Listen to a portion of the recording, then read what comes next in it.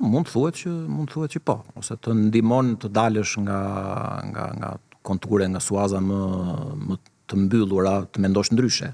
Sepse kur mendon në një gjuhë tjetër, mendon edhe pastaj përputhesh edhe me mendsinë e popullit ose popujvese. Flasim për gjuhën spanjolle për shembull, nuk është se flitet vetëm spanjë, është gjithë bota hispanike janë. Mund të mbi 20 vende që flasin spanjisht. Njëjta gjë është edhe për portugalishten, nuk është vetëm Brazili, nuk është vetëm Portugalia, është Angola, është Cabo Verde që po. Dhe heronjt e vegjël të botërorit është Mozambiku, janë shumë vende, Guinea Bissau, më thënë. Ti merr edhe mendsinë, edhe kulturën, edhe shprehit, edhe doket e popujve të ndryshëm edhe këndvështrimet e tyre ndaj jetës, edhe ndaj realitetit, nëpërmjet një gjuhë tjetër. Kur përkthen në gjuhën shqipe, domethënë gjuhët e ndryshme, atë ndërsen ty me përdor edhe stilet ndryshme të përkthimit në shqip. Shembull kom pa në disa gjuhë, për shembull theksi i fjalisë, rëndesa e fjalisë bie diku tjetër. Le të themi në kundrim, mos një shumë çështje gjuhësore. Po në gjuhë shqipe ne theksin e fjalisë, rëndesën kuptimore e vendosim diku tjetër. Atë ndërsen ty ajo varësisht nga gjuha që përkthen?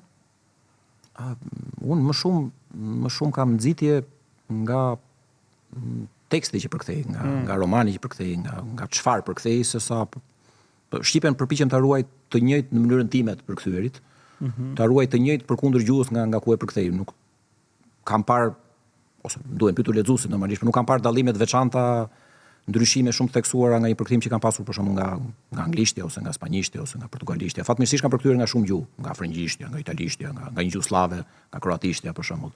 Shqipen e ruaj të njëjtë.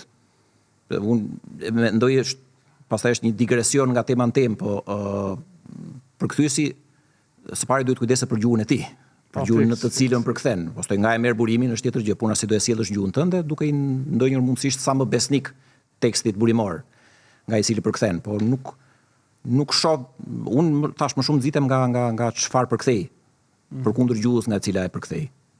Edhe shqipen për kujdesen më të madhe e kam për cilësinë e gjuhës time. Ma herët më thanë një fjalë shumë interesante, se shqipja shumë jo xheloze, si e thash. Konservative, po. Për të leju përkthimin tekstual, domethënë. Për mua nuk e lejon, nuk e pranon. Është gjuhë e vjetër, nuk e vë dorën zjarr që ka 18 vjeta, ka 30 vjeta, ka 2000 vjeta, a diçka e ngjashme. Flitet që indo-europianët kanë ardhur në Ballkan diku ke 12 shekuj para erës tonë ose Krishtit, ta themi si duam.